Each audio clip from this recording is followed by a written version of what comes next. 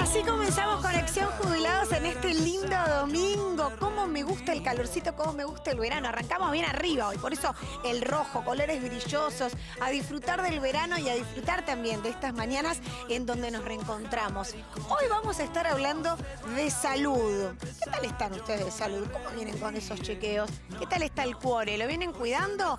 Vamos a hablar en particular del corazón. Por supuesto, con un excelente doctor, con Alves de Lima, que nos va a estar dando recomendaciones, nos va a decir a qué tipo de síntomas tenemos que estar atentos y también hablar de prevención. Muy importante la prevención. Yo sé que muchos de ustedes toman, por supuesto, medicación que está vinculada a la presión.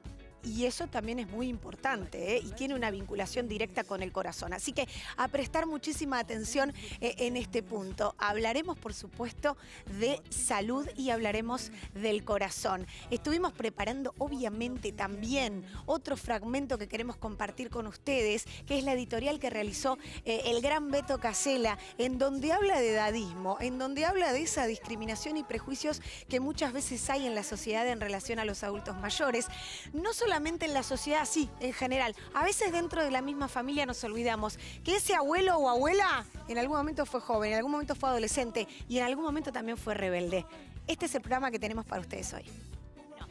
De esto vamos a estar hablando con el doctor Alberto Alves de Lima. Él es cardiólogo y además es el director del ICBA, del Instituto Cardiológico. Ahí está, muy bien, nombramos todo. Yo sé que igual la gente digo ICBA y rápidamente todos saben que es el Instituto Cardiológico de Buenos Aires. Pero bueno, igualmente lo mencionamos. Doc, muchas gracias por haber venido. A vos, Paula, por la posibilidad de poder compartir con vos el programa, que ya le hemos hecho en sí, otras oportunidades. Ya sos como un amigo, el doc de la casa ya prácticamente, el cardiólogo acá de conexión.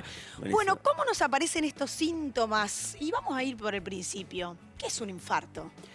Bueno, el infarto es la lesión que tiene el músculo cardíaco como consecuencia de la obstrucción de una de las arterias que irrigan ese sector. Si llamamos al músculo como si fuera digamos, el jardín de casa, cuando decimos que un infarto es que se obstruye el caño de riego de ese sector del jardín. Entonces, cuando eso ocurre, el sector, en este caso el músculo cardíaco, se empieza a debilitar y termina muriendo las células y perdiendo la funcionalidad como bomba de contracción. Así que acá, y tomando este tema clave, que es el tema del tiempo. Porque el tiempo en infarto es vida. El tiempo en infarto es células salvadas. Por lo tanto, para que te des una idea, si vos agarrás a la persona con infarto y tenés la posibilidad de destapar ese caño, esa arteria, dentro de la primera hora, hay un gran número de personas que ni siquiera le queda secuela. Eso es lo que se llama, ese periodo de ventana tan clave, es de 1 hora para un infarto. Mira, el periodo de ventana, por supuesto, hasta las 12 horas seguimos interviniendo. Claro. Absolutamente. Pero obviamente si lo agarramos en la primera hora, es genial. La primera 60, 90 minutos. Es decir, cuanto antes es mejor. Nunca esperaríamos nada, así que diríamos, cuanto antes mejor. Entre los 60, entre los 90 y 60 minutos, el éxito de la reperfusión es muy importante. Porque el riesgo de infarto está el día de que tenés el infarto y que te puede matar, digamos, por arritmias o por la extensión. Pero aquellos que tienen la posibilidad o la suerte de superar o de sobrevivir la etapa, depende del daño que haya quedado. Cuanto más daño, más chance tenés después que se empiecen a generar otras complicaciones, como es las alteraciones en su función, que después termina siendo, expresándose en insuficiencia cardíaca, que es otro gran problema y que creo que muchos de la audiencia de tu programa probablemente pueda estar padeciendo, y es un hecho, es una consecuencia muy importante que complica mucho la vida de las personas y puede evitarse o puede reducirse si estamos alerta, si estamos con las antenas paradas y podemos accionar rápido el sistema de salud para que rápidamente nos puedan desobstruir. Claro, para que se actúe rápidamente allí. Tenemos un video, Doc, para que usted nos vaya relatando, a ver, cómo se comporta nuestro corazón en ese momento, ¿no? En el momento del infarto, en el momento que estamos teniendo quizás esos primeros síntomas. A ver. Fíjate que bien, en este caso la imagen es lindísima, donde se ve el corazón, que es ese músculo, esa bomba propulsora, y todo ese mapa que vemos ahí como de ríos que tiene que ver con la circulación coronaria, que son las que llevan la sangre. Y ahora miramos la coronaria desde adentro, ¿no? Y si vos mirás acá sobre tu izquierda, una cosa que es amarilla, que es la placa de colesterol, que con los años se va agrandando y en un momento, por alguna circunstancia, se rompe. Podemos hablar de qué es lo que gatilla ese momento, del accidente de placa. Y una vez que se accidenta, el organismo interpreta una ruptura del vaso y enseguida lo trata de tapar. Y los que tenemos para tapar, como se hace cuando uno se lastima, piensa que hay una lastimadura y rápidamente manda lo que llaman las plaquetas y después eso desencadena todo el sistema de coagulación. Eso que vemos ahí tiene 3 milímetros, la arteria normal 4 milímetros. Imagínate con ese chichón, esa obstrucción, no queda ni 1 milímetro. Cualquier célula que se empiece a acumular ahí tapa enseguida eso. Lo que hablamos es desobstruir eso rápidamente. ¿Por qué se rompe eso? ¿Por qué ingresa el colesterol y tapa la arteria? Bueno, es central el tema de la aparición de colesterol en las arterias, que tiene que ver mucho con los factores de riesgo, ¿sí? El tener colesterol alto, el tener diabetes, la hipertensión, el fumar, el sedentarismo, son todos factores que favorecen esto que estamos viendo, a esa ¿no? formación. Esa Esos en años que estamos viendo, no es que esto ocurre... Pero con los chequeos uno lo va viendo, ¿no? Te van diciendo, ¿está engrosada la pared? Yo con los chequeos haría una salvedad, diría. Primero, porque tenemos que hablar mucho del uso racional de los recursos en cuanto a los chequeos. Digamos, da mucha impresión, perdón, la imagen porque se va poniendo como negro parte del corazón, ¿no? Bueno, porque es la zona donde esa arteria que se tapó estaba irrigando. Es como esa zona del jardín que dejó de tener hidratación, en este caso dejó de tener sangre, y que empieza obviamente a dañarse, a morirse las células y perder la función contráctil del corazón, que es lo más importante que tiene. Hablábamos de esos factores de riesgo que pueden generar, ¿no? Un exceso de colesterol. Pero de los chequeos, estábamos un poquito... Pero no todos los estudios entonces te pueden mostrar esto. Yo creo que todos debemos saber en algún momento de nuestra vida, lo antes posible, cuál es nuestro nivel de presión, nuestro nivel de colesterol. Y a partir de ahí tiene que ver con el comportamiento. Porque los chequeos tienen su rol, pero en general pueden producir una falsa sensación de seguridad.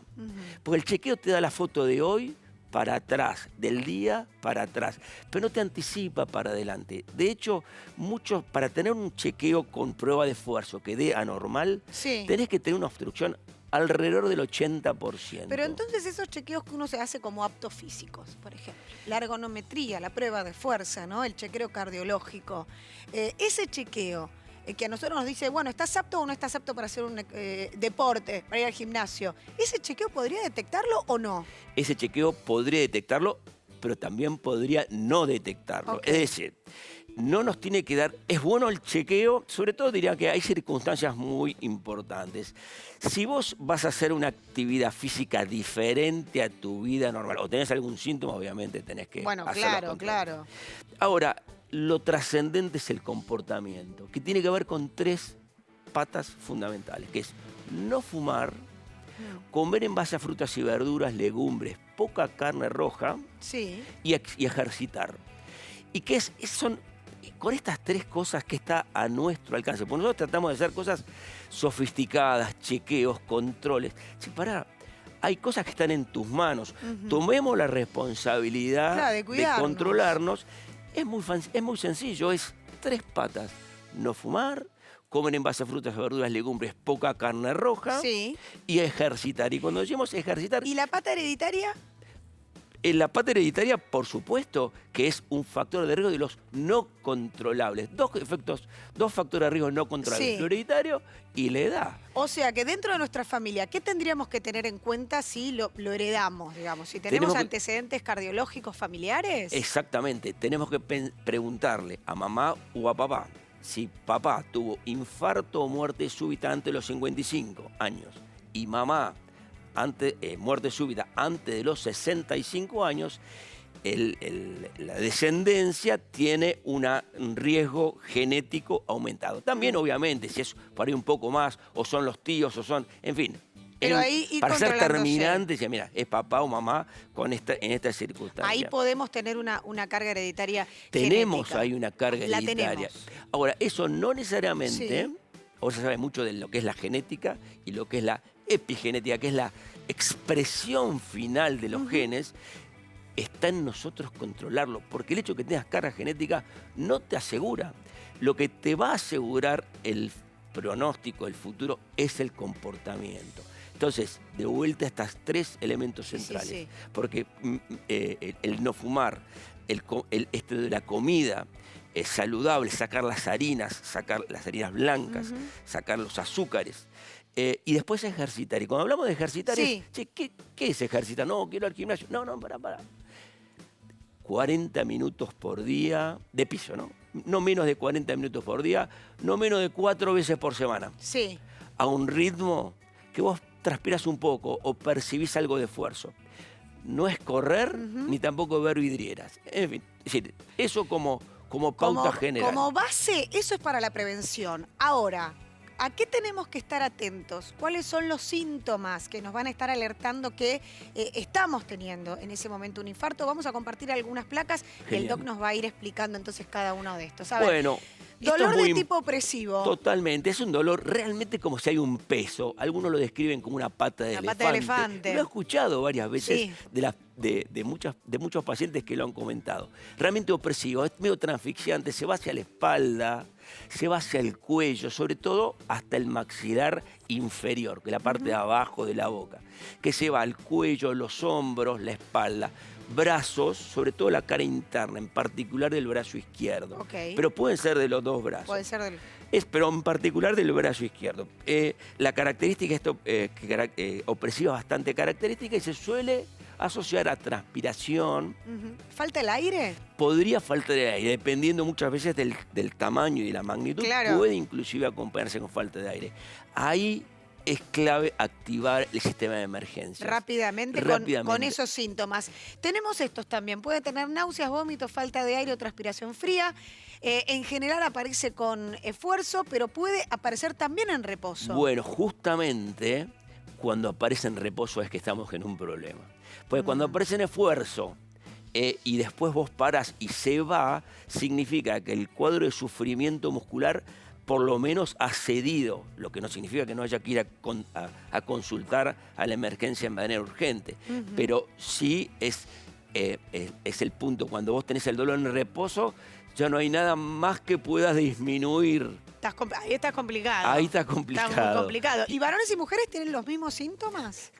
Mira, hay una mirada, creo que también vinculada a los géneros, ¿no? Que fue descrito en el hombre. Por eso a la mujer se le dice que tiene dolor atípico. Hoy estaríamos como en un lugar, seríamos como en una situación incómoda tener que ser semejante comparación de ser atípico, porque la descripción fue hecha sobre los hombres. Las mujeres tienen dolor, lo tienen opresivo, suele tener una característica más hacia epigastrio, pero en líneas generales tiene una característica similar. Ahora bien, es trascendente.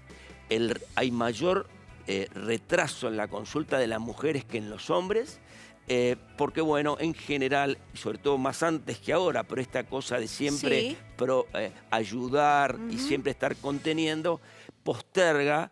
Porque tiene más controles la mujer. No, justamente porque no lo percibe como que el infarto se percibe más como un problema del hombre. Y la mortalidad del infarto en la mujer es exactamente igual a la del hombre. Lo que pasa es que se retrasa un poquito porque el periodo de fertilidad, el periodo menstrual, protege.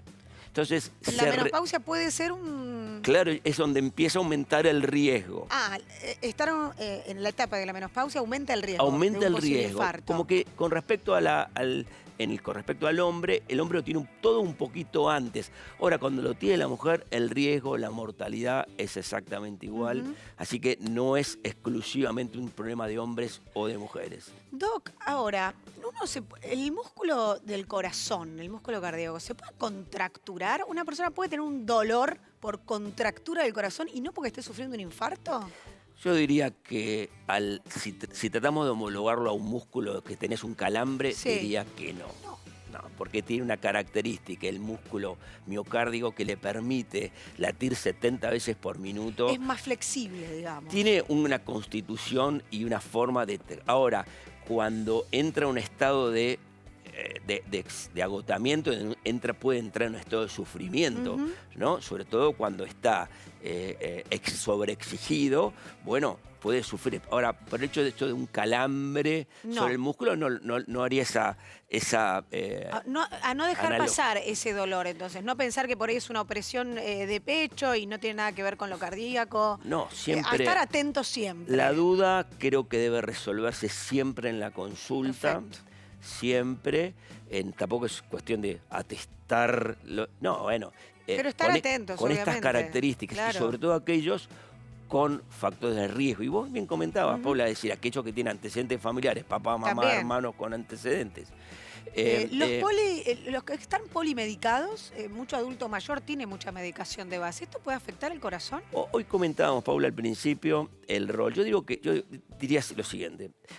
La medicación tiene un sentido, entonces hay un racional para ese tratamiento. Obviamente, los remedios pueden tener efectos colaterales, pueden afectar el sodio, el potasio, pueden afectar los niveles de colesterol, pero de todas maneras, en general, si están supervisados y son apropiados por un determinado problema... La clave es el control médico, es el obviamente, control cómo están administrando la medicación. Se nos pasó muy rápido la entrevista de hoy, pero no me quiero ir sin consultarle al doc algo que se estuvo hablando mucho durante los últimos días. En otra oportunidad lo vamos a ir profundizando, pero se está hablando con mucha liviandad de la muerte súbita, ¿no? Muchas situaciones que se han dado y que han trascendido, y no todo es muerte súbita, ¿no es cierto? ¿Cómo se caracteriza para un cardiólogo esa situación? ¿Se toman en cuenta los factores de riesgo? ¿Qué pasa con la edad?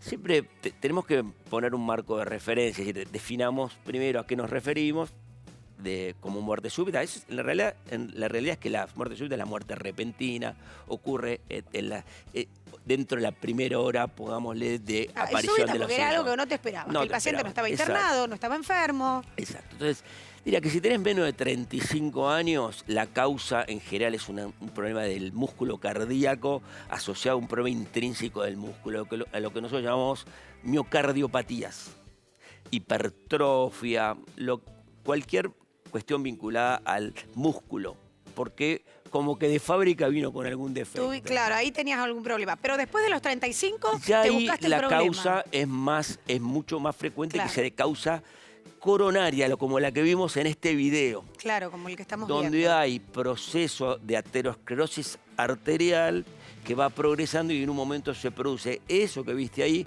que es el famoso accidente de placa, exposición de colesterol al torrente y la rápida búsqueda de tapar esa ruptura, pero que termina complicando porque tapa la arteria en su totalidad y afecta la circulación de un sector del corazón. A mayor sector, mayor es el problema. Claro, más o sea, cuanto complicado más aún.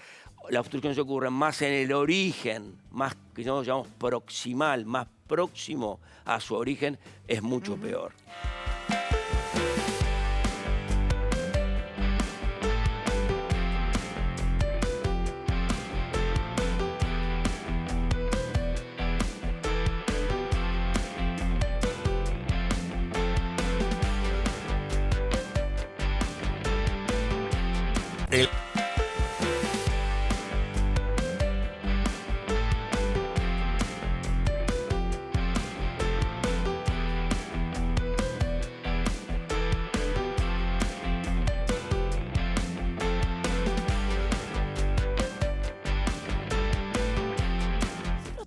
ganas de compartir esta editorial que hizo en la radio Beto Casella, que es hermosísima y reconoce a esa generación que hoy tienen entre 75 y 85 años, que fueron esos jóvenes rebeldes, que fueron los que se enfrentaron, ¿no? Que fueron los que cambiaron también estereotipos y que quizás vos tenés a tu papá o a tu abuelo o a tu mamá o a tu abuela y no los ves de esa manera.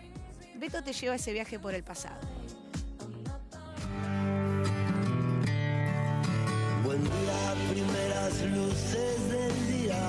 Buen día a los y las que van llegando. Buen día, primeros silencios de la mañana. Si vos que estás escuchando, que por ahí andás cerca de los 30 años, ponele, El tiempo viene. seguramente le dijiste alguna vez a tu vieja o a tu viejo: cállate, que vos no entendés nada. Problemas que me van a hacer. Cállate, viejo, vos sos de otra época. Sí, seguramente, pero por ahí ellos no te contaron todo. Pero si hoy andás por los 30 y tu vieja es de los 70, ella andaba con minifaldita de jean, camisola de bambula, capaz que una vincha jipona, pantalones ajustaditos, botas altas. Tu vieja fue la primera generación en tomar la píldora anticonceptiva que había llegado hace poco a la Argentina. Y tu viejo, así como lo ves ahora, dolape, panzón, bueno, escuchó a Franz Zappa, a Papo, a Zeppelin.